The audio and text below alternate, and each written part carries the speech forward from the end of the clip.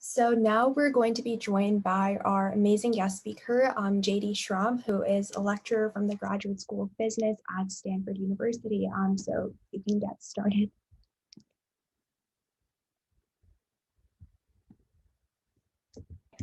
Hello, everybody. And I just need to check one quick thing. Are you seeing my slide next to me over here? Yes? Good. Okay, so it's mine. I can just take it and run with it. Excellent. So good afternoon or good evening, everybody. I know there's people who are further east than I am. It is almost 2 o'clock here in San Francisco. And I'm just thrilled. I'm excited for two reasons. One, to be invited to share with the EmpowerEcon conference, but two, that this even exists. When I was in high school, I had no idea that there was a concept of financial literacy and that I could do things about my finances. I would have completely failed the last quiz because I didn't have that insight and that understanding.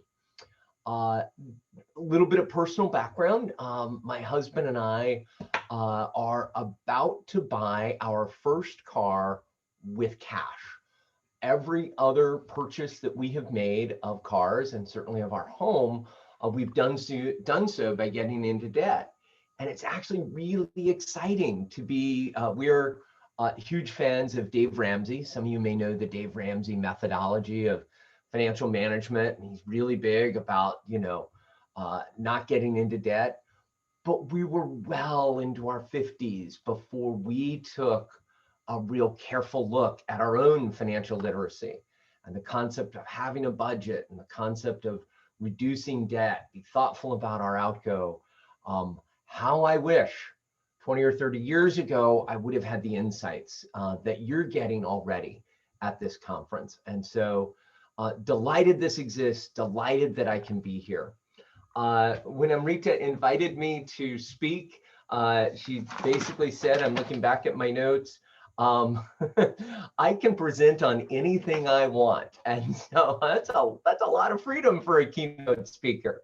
But I am going to do my best to tie into your expertise around economics, financial literacy, and financial management, and my expertise around communication.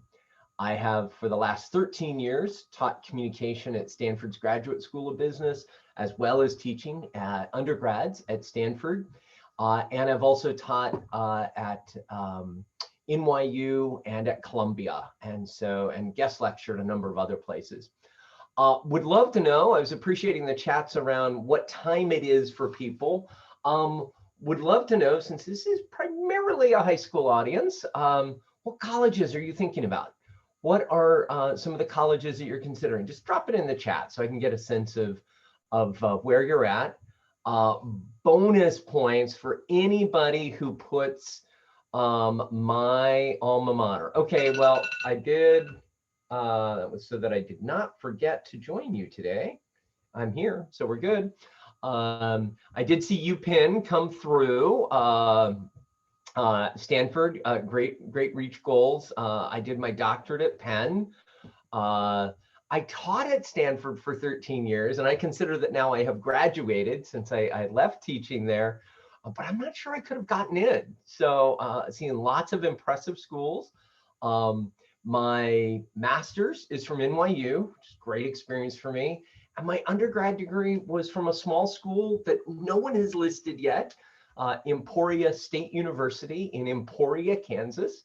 And it was a wonderful education. And so I've had both state school education, huge private school education, and smaller private school education. And ultimately, I think you need to end up at the school, not that has the biggest name recognition or the best reputation or the best ranking. You need to end up at the school that's going to be best for you and to look at that. So that would be my advice in that regard. So the way I have approached today's keynote is approaching life with a mastery mindset. Now, I will acknowledge that I love the term mastery. So we're going to talk a lot about mastery today, and I'll explain exactly what I mean. But in order for this to make sense, I'm actually going to have to use mathematical approach to teach you what I mean about the concept of mastery. I saw the question in the last set about slides. I will be happy to create a PDF of my slides and give it to the conference organizers. So feel free to take notes, feel free to take photos or screenshots, and know that at least the content portion of my slides will all be coming to you. Okay, so what do I mean by mastery? Mastery, we're going to go back to geometry, which for me was a long time ago. For you, it might have been last period, who knows? But in geometry, there's the concept of an asymptote. And that is where you have a straight line, it's going up and down, and a curve that's getting closer and closer and closer to it. Now that curve will never actually touch the line. They will just on into infinity, get closer to each other, but without ever touching. That's what an asymptote is in geometry. And it's a great analogy for what I mean about mastery. I'm going to encourage, we're going to talk a lot about communication, but it could apply to anything, that you need to think about mastery being that goal, and that you want to get closer and closer and closer to it, get better and better and better, but you may never actually achieve perfection. There is no such thing in my world as a communications professor. There's no such thing as a perfect call or a perfect email or a perfect book or a perfect keynote talk at a conference, because everything we do when we write or when we speak, we can always get a little bit better. So my first thought for you, my first encouragement, my first lesson is for you to look at approaching whatever you take on with a goal of mastery. I just want to get better at that, but know that I may not hit perfection. Now, I'm considered a professor of leadership communication, and I actually consider those two to be synonymous. That when I'm brought into a company to work with somebody on a leadership issue, inevitably they have a communication issue. And when I'm brought in to work with somebody on a communication issue, it also ties into being a leadership issue. If I'm not communicating clearly, I can't make it easy for others to follow me. And so those concepts for me as a communications speaker are really synonymous with one another. So the first thing I want you to do is I want you to approach life, approach communication, approach getting into college with a goal of mastery. Secondly is to take aim. Now, this next model, let me make this slide bigger for you here. This next model is hands down my absolute favorite way to look at communication. And that is anything you are about to do, whether it's a phone call or a tweet or a text or a presentation or a keynote talk like I'm doing right now. You need to slow down before you ever start writing or you ever start speaking. Who is my audience and what is my intent? As a result of this conversation, this email, this communication, what is it that I want to achieve? And once you know who you're writing or speaking to and what it is you want to achieve, then and only then can you go up to message. What is the message that I want to leave them with? The easiest example for me to see of this, several years ago, an accounting firm asked me to come in and work with them on email writing. How do we write emails effectively? I said, sure, I'm happy to come in and work with you for a few hours. Why don't you send me 4 or 5 examples of well-written emails and 4 or 5 examples of poorly written emails that everybody in your company's seen, just so I have a sense of, where the bar is with that. And they sent me these emails, and I printed them all out. So I had sitting on my desk 5 good and 5 bad, and I could have easily taken the 5 good and also put them into the bad column. One that stood out in particular was about a 2-page email. It was from the CEO of the company to everybody in the firm, explaining how they were changing travel and expense reimbursement and how to fill out the new form. There's about 1,000 people in the company. Of that 1,000 people, 100 traveled. And for those 100 people, 10 administrative assistants did all the travel and expense reports. So although it was a beautifully written email for those 10 people, for 990 people, it wasted their time because the CEO hadn't stopped to consider who needs to see this and what's the action that I want them to take. Now, I gave you a business example, but you could look at it in a conversation with a coach or a teacher. Who's the person that I need to make a request of? And what is it that I'm requesting them to do? Who is my audience? What is my intent? Then and only then get to message. When I was invited to do this talk today, the very first email that Amrita sent me was a message that was attached to my website, and very clearly the subject line was, speaking opportunity with high school students at conference. And then in a very concise, in fact, I just looked at it again this morning, very concisely, she explained who you all were, when you were meeting, and would I be willing to come speak? Very clear audience analysis and intent. I didn't have to figure anything out. So you want to look at, whenever I communicate, when can I use that strategy of who am I communicating with and what is my intention? Next, I encourage you to deliver with presence. Anytime you're going to stand or sit in front of a group of people, I want you to consider, how do you use everything at your fingertips to speak most effectively? Now, this doesn't mean most loudly or most powerfully, but I want you to think about, how can I bring presence to what it is that I'm doing as I speak? Now, to have a sense of presence, there are three things that are going on. Right now, I'm speaking to you via Zoom, but there are three things that are happening. There's the verbal, which are the words that I'm saying. If we had somebody doing a transcript of my keynote, that transcript would be the verbal aspect of today's talk. Then there is the vocal aspect. That's how I'm using my voice, how loud or how soft. I got to figure out what's going on with this alarm here. It was supposed to go off just so I wouldn't miss this meeting.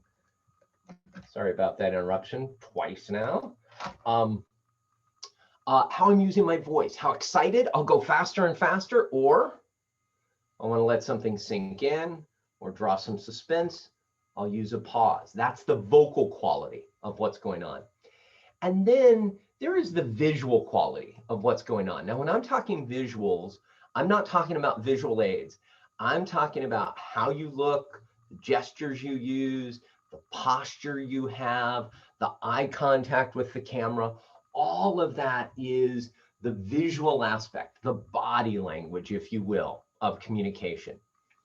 Now, again, going back to the chat, I would love to have you answer for yourself, when you're listening to a class, you're listening to a talk, what matters most to you? And just drop one word in the chat.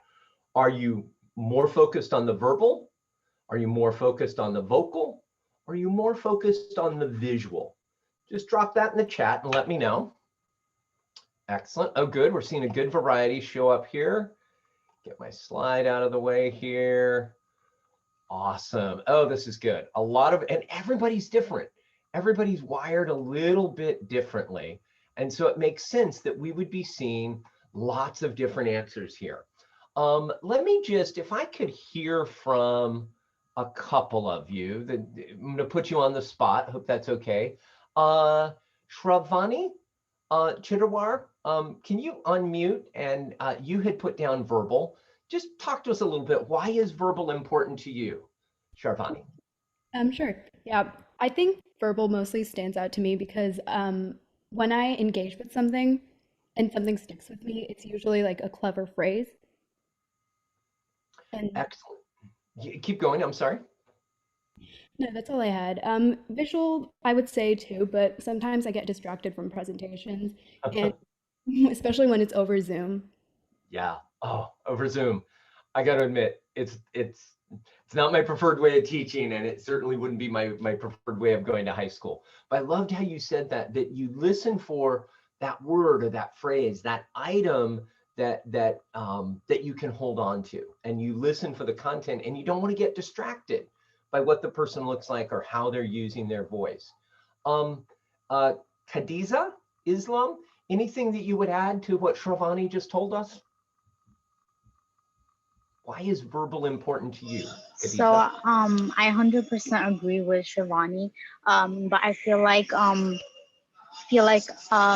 that verbal It's verbal okay. is very important because I feel like I try to catch on to what a person is specifically saying, and like visual is like how they're presented. I kind of don't really focus on that, and vocals, like I guess I do pay attention to that, but like not as much as what they're trying to tell me specifically. Good, good. I like the way you said that. So now some people are more wired for the verbal, for the content. I often find accountants, economists, analysts, architects, engineers, people who like to look at the specs. They're like, I don't, yeah, don't give me the presentation, just let me look at the slides. And there are certain job classifications and certain personality types that are really drawn to, let me just see the content. No right or wrong about it, but that's just how some people see it. And I'd love to hear from somebody who chose vocal. Rania Harara, can you tell us why did you choose vocal as being the item that inspires you the most or influences you the most in a talk or a class? I would say probably in class.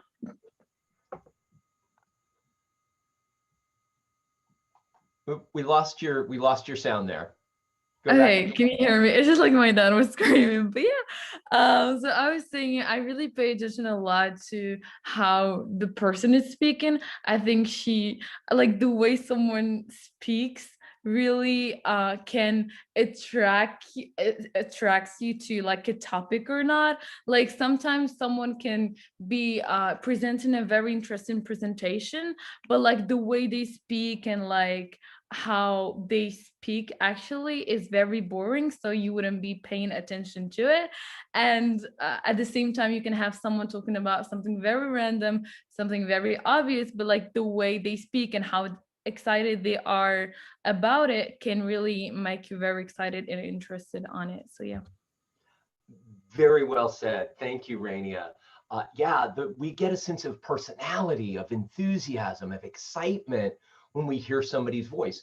Or worse yet, we get bored to death. They could be talking about a really important topic and make it dull and boring by having no vocal energy at all. So in order for you to be able to absolutely get into Stanford, you have to follow these 3 pieces of advice. I'm putting people to sleep. I'm telling you the secret to get into Stanford. By the way, there is none. But I'm telling you the secret of how to get into Stanford, but my energy level is so low in my voice that it takes away from it. So that's the vocal quality. And some people are really influenced by how something's said. I can also say the same thing in 2 different ways, and it means something different. Hi, I'm excited to be here to talk about this. Or, hi, I'm excited to be here to talk about this. Change in tone, change in meaning. All the same words, but the vocal quality. Okay, now I want to hear from 1 or 2 people. I want to get a guy in here. I'm trying to see one of the guys who chose visual. And I can't tell by first names. So I'll just ask, is there a volunteer who chose visual that would like to unmute and just tell us why you chose visual?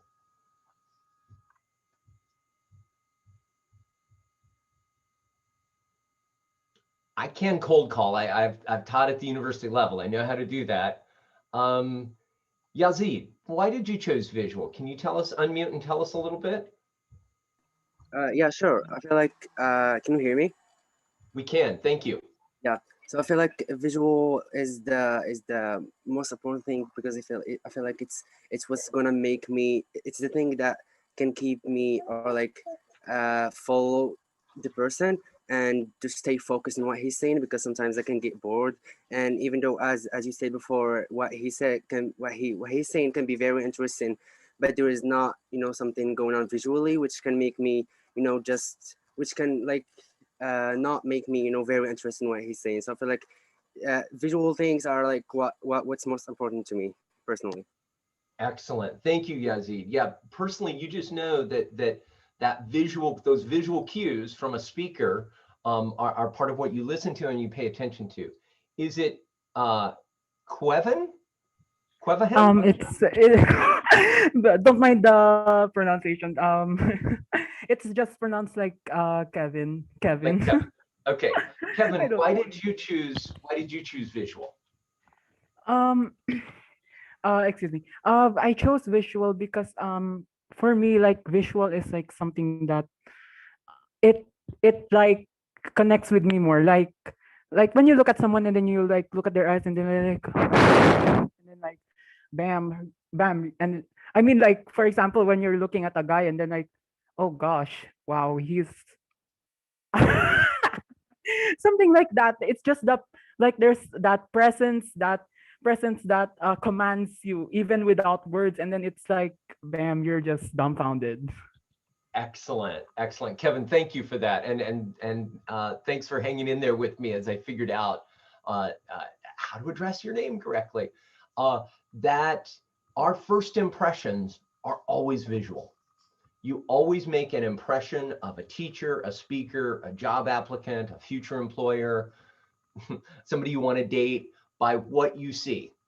That's always the first impression. And for many people, that's the strongest impression. Now, admittedly, I'm going to pull my slide back up for a second here. Admittedly, you are going to have to do all three. When you speak, you have to use words, you have to use your voice, and unless you're on Zoom and you have your camera turned off, you also have to be seen. So you have to do all three, but you want to be thoughtful as you learn how to be a better communicator. How do I use all three effectively? Now I'm going to try an experiment here. I'm going to ask everybody who can turn on your camera, and let's see if I can change my view here to where I have, oh yeah, I can do this. Now I'm going to show you, I'm not going to make anybody speak. Thank you to everybody who I already called on. I'm not going to make anybody speak here, but I'm going to show you the power of body language, the power of visual communication. And so what I want you to do, hang on one second here, let me change one other setting. Okay, if you can turn your video on, please do for this next activity. And what I want you to do is, I want you to take your hand and make a circle. Make a circle. Thank you, Taha. You got it there. Got it, Kevin. Good. Now take that circle and press it against your cheek. Press it against your cheek. Press it against your cheek. There you go, Sammy. Your cheek, Shariah. Your cheek. Yes. Okay. So even though I said I'm going to show you the power of body language, you all did, mostly all did exactly what I did rather than what I said. Now, it's a fun game. You can play it on people who haven't been here, but what it emphasizes is people are still trying. What? What it emphasizes is that our body language has a lot more power than we realize. And you want to be thoughtful about that power. That's why on Zoom, the big tip that I have for you on Zoom, now, admittedly, you've all been in probably more Zoom classes than I have at this point in time, but I need to adjust my screen one more time so I can see everybody. You need to know exactly where your camera lens is. If you are speaking up in class, but you're looking down at your keyboard or over at your notes, or you're looking at the image of Sammy on screen, rather than looking at the actual camera lens, you're not making eye contact with us. Now, I do this for a living and I keep forgetting. So I keep right next to my camera lens a little googly eye. And that reminds me that I want to look up and in between the two eyes when I'm speaking. And so you want to be thoughtful. You probably aren't going to, I've got a raised desk. So I can actually move a little bit. I can use gestures a bit more. For the most part, you can't do that. So your only body language is your facial expression and your eye contact. And you want to make the most of that which you have available. Now, one big warning about all of this is that, so here's the actual statistics about body language. 7% of our impact with an audience are the words we say. 38% is the way we use our voice, the vocal quality, but more than half, 55% of our impact with an audience is in our body language. Now, one big warning about this, even the professor at UCLA, Marabian, who did this research, he said, don't pay attention to this as the absolute truth. He wanted to show that when what we say is different than what we do, people are going to believe what we do. And so he was talking about the power of our body language when there is a disconnect between our words and our vocal quality and our body language. People will stop paying attention to the words. They'll pay attention to how you said them and what you were doing while you said it. For example, I get to the end of a class and I say, are there any questions? Now, I crossed my arms and moved away from you, and that kind of said, I don't want to hear your questions, as opposed to, are there any questions? Like that little bit of body language, you will read the body language more than the words that were coming out of my mouth at that moment. Okay. So we talked about the first three items I wanted to share with you are very much about communication. I want you to approach it with mastery, get better and better every time you write, every time you speak. Take aim, know who is your audience, what's your intent, and what is your message, and then be thoughtful about the verbal, the vocal, and the visual. You've got to do all three, so you want to make sure all three are aligned. Now I want to shift a little bit outside of communications and talk more generally. Since Amrita said I could talk about whatever I want to, I just want to share some things that I would have loved to have known in high school. So first and foremost, don't go it alone. High school and college can be really rough times. And the saddest moment I have as a parent, I have a 22-year-old son, as well as a 2-year-old and a 5-year-old. And as a teacher is when I see somebody struggling and not asking for help. At Stanford, my office hours were quite often empty. And I hated that I had cleared my schedule and I was available and students wouldn't come to me. Take advantage of the help that's out there. If it's at a minor level, you just need help getting through a class or help adjusting to a culture, rely on an RA or a coach or a parent or a teacher. Ask for what you need. Do not feel that you need to go it alone. And if the issue gets more serious, if you're struggling with any sort of issues like depression or anxiety or any sort of eating disorder or addiction, anything that even if you've just got inklings of something that could become a bigger problem later on, ask for help. If you don't feel comfortable asking for help, in the slides that I send out, I'll include, there's a great text line, crisis text line, 741-741. If you just want to text with somebody and get some input and get some advice, or there's a ton of toll-free numbers that you can call, different ones in different states. But the important thing is, don't go it alone. If you need some help, if you're struggling with something, ask rather than letting a problem get deeper and deeper and deeper to where it's more than you can manage. I have a TED Talk out there that I encourage you to watch if you've got 4 more minutes at some point in time. But I myself, in graduate school, struggled with depression and suicide. 17 years ago, I made the mistake of nearly ending my life. And it would have sucked if I didn't get to this side of my life which is living beyond my wildest dreams, getting to have talks like this with high school students and college students, getting to teach at a place like Stanford, having 3 kids and a husband who I just adore. None of that was possible in the summer of 2003 when I tried to end my life. And I wasn't smart enough to recognize I needed to ask for help. So number 4, don't feel like you've got to go this alone. Ask somebody for help that you can move past something and move on to something else. And then finally, let your dreams frighten you. Now, this sounds weird coming from a parent who every night my 5-year-old crawls into bed somewhere between 2 and 4 in the morning. You know, I'm like, oh, Roma, really, just spend the whole night in your own bed one time. If your dreams are not frightening you, they may not be big enough.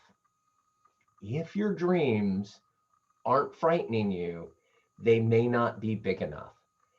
And so whatever those dreams are, be even bolder, be even a little bit bigger in that regard. As an adult, I also look at, are my dreams big enough?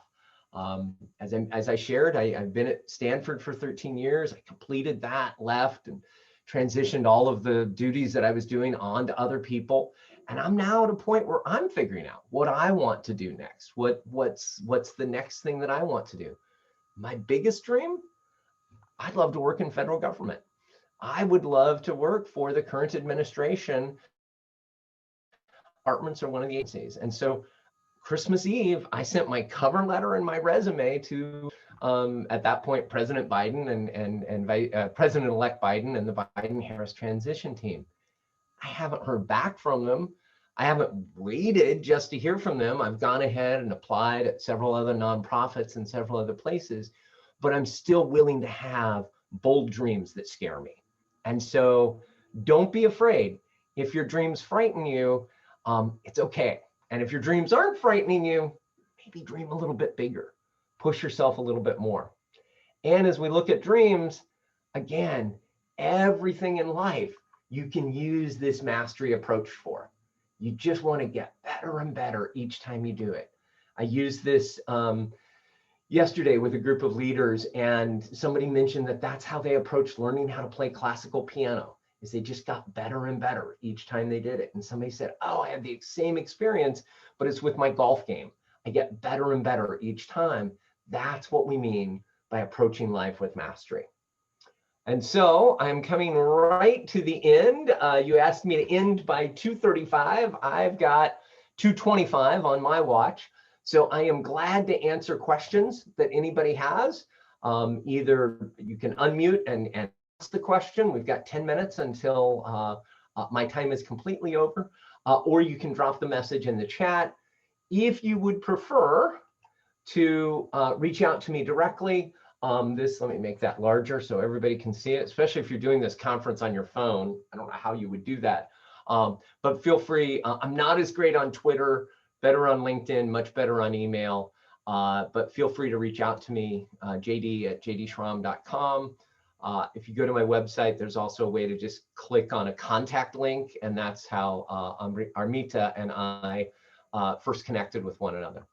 So with that, are there any questions I can answer while we still have time together here as a group? And just feel free to unmute and ask.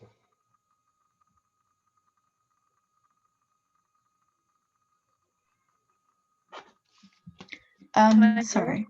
Rania? No, you go. No, you do. Just go for it. I'm passing after you. Okay. Thank you for all of that. That was really great. I was wondering, do you have any tips of like skills and activities that we can do to improve our communication skills? A great question. Improv is fantastic, and it's a fun way to get more confident, more at ease.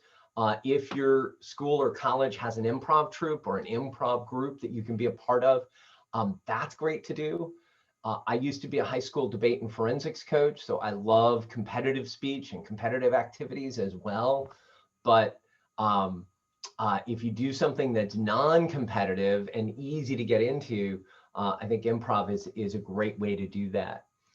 At a little more professional level, I encourage you wherever possible, film yourself and evaluate the film. Be able to look at, it's so hard to look at ourselves on screen. In fact, most of the time I coach people to turn off their self view, so you're not looking at yourself all the way through class. It's like, I can't look at myself for 55 minutes. But it is good to watch videos of ourselves and evaluate how well did we speak, and don't set like 15 goals, but what are maybe 2 goals or 3 goals for the next time I do a presentation in class or the next time that I speak up. So those would be some of the quick tips that I would offer in that regard. Thank you for the question. Thank you. Rainia. Okay, so I had like a question. I think that it would be helpful for every high school senior or like a high schooler, but I was wondering, what are the tips that you would you wish you had known before going to college, or like what are the things that you wish you did differently in college? Yeah. Awesome.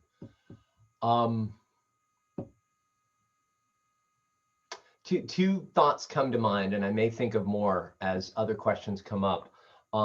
One, don't try to do everything.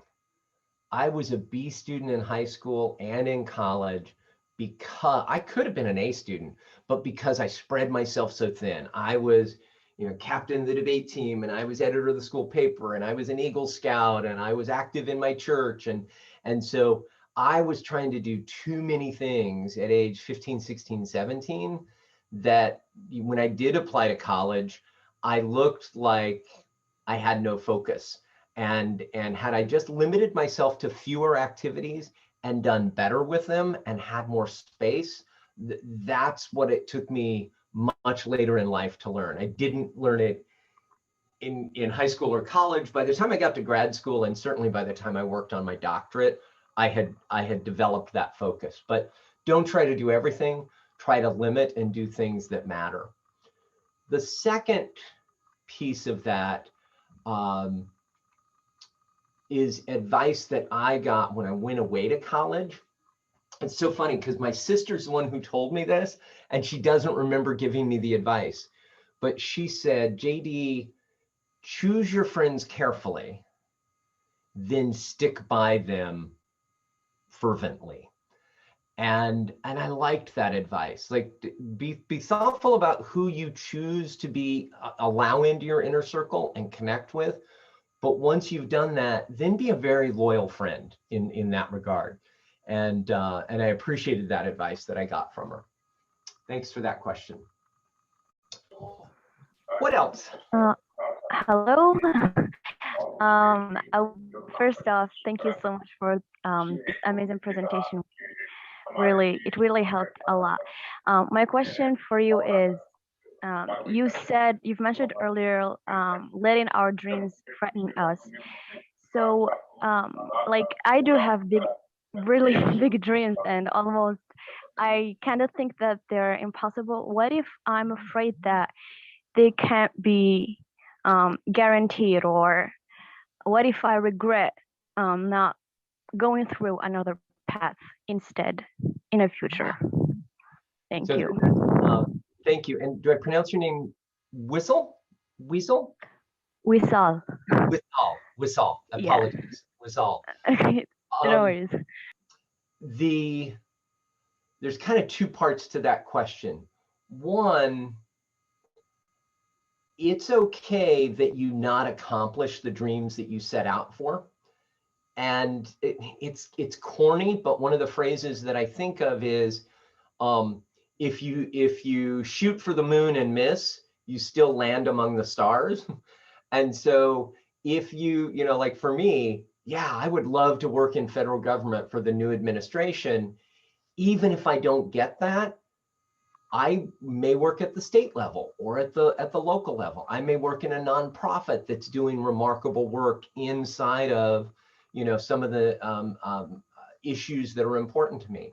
And so having a big dream may propel you to something else that still is farther than where you would have gotten. And with that, be careful about who you share your big dreams with. You want to have a couple people that are close to you, intimate with you, that you can be completely authentic and let them know what you're committed to. But that may not be something you share with everyone. I actually didn't know in preparing for today's talk that I would tell you that I had applied to Biden-Harris, but it just fit in that moment, and I trusted the group that I was speaking to. But I don't share that with everyone. I'm strategic about who I let know about my dreams, because I don't want to tell people who are going to ridicule my dreams or sabotage me towards reaching them. And so be thoughtful about who you share them with. The second part of your question was, I'm sorry, I forget the second part of your question. I think it was what if I was afraid of regret after not reaching what I wanted to. Exactly. There is thank you. That was exactly what I needed. There is a sense that, and for those of you who aren't on video, I have my hands and I'm just making them smaller and smaller. There is a sense that as I make choices, that I'm closing off other choices. Sometimes that's true. If you want to go to a military academy, one of like West Point or Annapolis or the Air Force Academy, you need to make that decision at 14 or 15. You can't make that decision at 25. It's too late.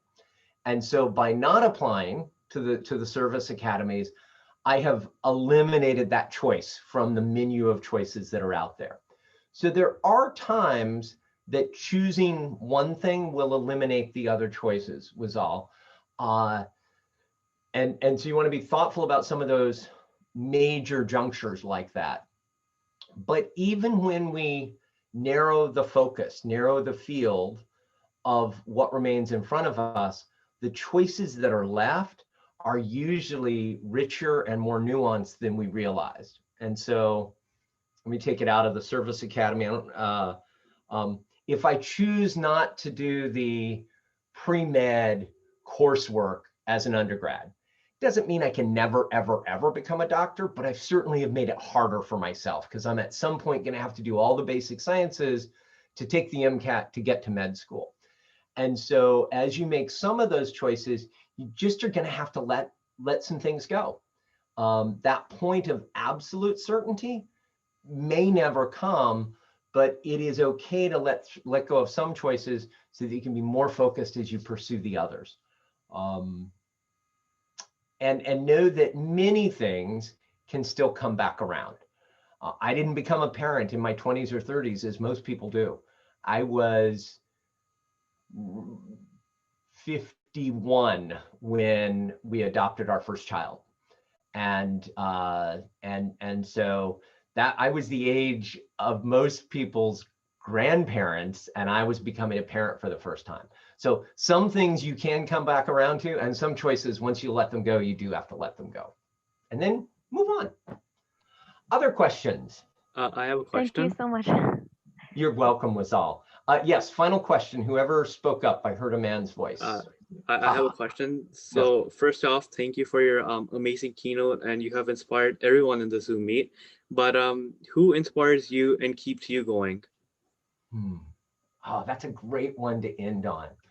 Who inspires me and keeps me going?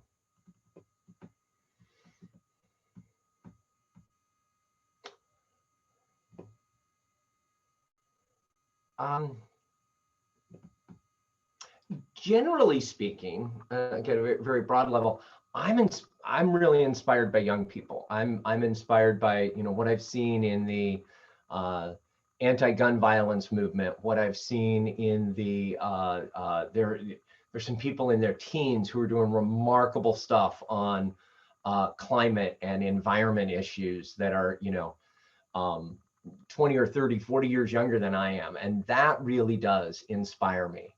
At an individual level, The person that just keeps coming to mind for me is Adam Grant. He's a professor at Wharton. He's an author. He's a podcaster. I think his approach as a communicator and as a leader, I love his style, and I always learn from him. And I particularly learn when he admits his mistakes. And so that's been really helpful to me. Oh my gosh, I am just realizing there were a few questions in the chat that I didn't get to. Tell you what, I don't want to throw off the schedule, but Amrita, is it okay, Armita, I keep mixing that up. Armita, is it okay if I stay online and answer the questions via chat while you go on to the next part of the convention? So we actually have till 5:45, so you can continue for now. Oh, okay. Okay, great. What is your advice for law students during university years? It's my second semester. I'm thinking of switching majors, but I have a fear regretting that I'll choose the wrong path. Okay, some of your parents may hate me for what's about to come out of my mouth. I think it is incredibly valuable, especially inside of COVID, to do a gap year or to take a space within your degree, but come back and finish it. Don't go away and then never, ever, ever come back. I find that students who've had a moment to reflect, who've had some time to think about, one of my nephews, he started off at a huge state institution. He was at LSU, hated it after one semester, transferred to a smaller private school, Loyola in New Orleans, and had a much better college career. And so you can't do a lot of that. You can't change your major 5 times, but you can change it once or twice. You can take a break, or you can drop a class and take the withdrew or withdrew passing, withdrew failing, whatever your school has. You can do some of that as a way to make better decisions. It just can't become your pattern to keep doing that. Also, whatever your undergraduate degree is, it is very likely that the career you end up in will be unrelated to the undergraduate degree. And so oftentimes it really does nowadays become either what your master's is or what you have learned professionally. My sister has a degree in graphic design. She works in human resources. My other sister has a degree in theater and a degree in recreation. And for a while, she was a high school speech and phys ed teacher and coach. And then she went into the military and had a 30-year career as a woman officer in the military. So even what you graduate with may ultimately not be the field that you work in. I love some of the answers you all are giving each other as well. That is great. Feel like my current mindset has thrown off my life. I let myself mold my own and my parents' expectations. I feel like it's a really toxic mindset. How do I change it into a better mindset? You know, it is, first of all, thanks for expressing that the way you did. There's probably other people who feel that way and didn't know how to say it or chose not to say it. How we think is how we are. So our thoughts very much can create our existence. And so if I think I can't do it, if I think I'm not pretty enough, or I'm not smart enough, or I didn't go to the right school, or I don't have the right skin color, any of those thoughts I have that are that don't move me forward, that are negative thoughts, that are limiting beliefs, that's the word I was looking for. If you take on a limiting belief, whether it's your own or your parents or a group of friends, and say that you can't do something, you are giving that life and you're giving that energy. So the way we change our mindset is literally to change that self-talk. We change from saying, I can't do this, to I can't do this yet, or I want to do this, or I will do this. I mean, I don't play piano, so I can't just say, I'm a pianist, you know, but I can say, I will take piano lessons. And so you will have to probably start small, And you will have to look at, particularly while you're still living at home, some of those family patterns, some of those parental patterns are just going to need to be a part of the culture that you live in. But as you move to college and as you ultimately graduate and move on from that, you get to be less of where you came from and more of where you want to go to. And so you are able to do it, but you may need to do it in small steps. I mentioned a moment ago Adam Grant and his new book. Oh, I just had it here. There it is. His new book, Think Again, is that's reversed, isn't it, for you guys? Anyway, I'll put it in the chat. Think Again is a great book around what do I let my thinking do to my behavior. Okay, I'm going to take the very last question, is the last one that I see up there. How can we get rid of the embarrassment that we feel when we give a presentation? How can we shut down those thoughts and nail the presentation confidently? Two thoughts in one book. The two thoughts are, again, envision success. Public speaking is the one place that your audience really wants to see you do well. And so everybody, it is a common thing to be afraid of public speaking, afraid of messing up. And so when you experience that fear, just recognize many people out in the audience have that as well. And so their expectations are they want to see you win, they don't want to see you fail. So think that through. So that's the first thought, is it's natural, it's okay, and envision success. Secondly, approach it with mastery. Yeah, the keynote talk that I gave 10 years ago is not as good as the one that I'm giving right now. The keynote talk I'm going to do next month hopefully will be even better, especially if it's a group of high school students, than what I'm delivering here. And so acknowledge the gain between where you used to be and where you are now, rather than keeping your eye on the gap between where you are and where you would love to be at some point in time. And that embarrassment that you may feel, that embarrassment that you may feel, it's all what you feel on the inside. We don't know it unless you choose to share it with us. And you don't need to share it. You don't need to tell us that you're that nervous or you're that anxious or you're that embarrassed. So two thoughts, one book. I will put this in the chat as well. Speaking Up Without Freaking Out is the book, and it's a $10 book written by a friend of mine. Speaking Up Without Freaking Out by Matt Abrahams is the book that I would recommend on anxiety. It's $10, really worth doing. Think Again by Adam Grant is the one that I mentioned. And if you want to check my book, not a demand that you do it, but Communicate with Mastery. And you can find out more. Just go to my website, jdschramm.com, and there's free copies, 3 samples from the book, and videos up there, that sort of thing. Armita, thank you for bringing me in to the EmpowerEcon spring camp. I had a total blast, and I hope day 2 goes as well as it appears day 1 went. Thank you. Yeah, thank you so much for joining us. The presentation was amazing, and you answered all the questions really thoroughly. So thank you so much for that.